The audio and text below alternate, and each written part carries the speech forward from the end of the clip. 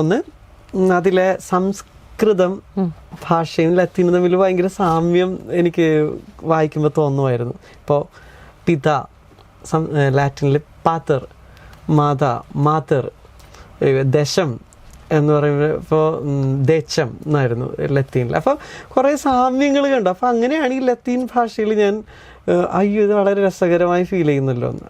ലത്തീൻ പഠിച്ചപ്പോൾ ലത്തീനിലെ പ്രൗഢഗംഭീരമായിട്ടുള്ള കൃതികൾ, അതാണ് ഗ്രിഗോറിയൻ മ്യൂസിക്. അതും നമുക്ക് ഇഷ്ടപ്പെട്ടു എന്നുള്ളതാണ്. നമ്മളിപ്പോൾ യൂറോപ്പിലൊക്കെ ഒരു ഏതാണ്ട് AD 800 വരെ യൂറോപ്പ് കേട്ടിരിക്കുന്ന സംഗീതം ഗ്രിഗോറിയൻ മ്യൂസിക്കാണ്. പിന്നീടാണ് അവരുടെ തായ് സംഗീതമാണിത്. അപ്പോൾ സഭയിൽ പിന്നെ ഒരു സെക്കൻഡ് വത്തിക്കാൻ കൗൺസിലിന് ശേഷം ഈ ലത്തീൻ ഭാഷയ്ക്ക് പ്രാധാന്യം കുറഞ്ഞു, പ്രാദേശിക ഭാഷകൾക്ക് ഇമ്പോർട്ടൻസ് വന്നു.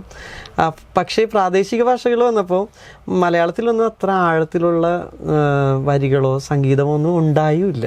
ആദ്യകാലങ്ങളിലുണ്ടായി, ഇപ്പം ഇല്ല, സൃഷ്ടിക്കപ്പെടുന്നില്ല എന്നുള്ളതാണ്. അപ്പോൾ എനിക്ക് തോന്നി എന്തുകൊണ്ട് നമ്മളുടെ ഒരു റിച്ച് ആയിട്ടുള്ളൊരു മ്യൂസിക് ട്രഡീഷൻ നമുക്കുള്ളപ്പോൾ അതിനെ ഒന്ന് നമുക്ക് തിരിച്ചു കൊണ്ടുവരണം.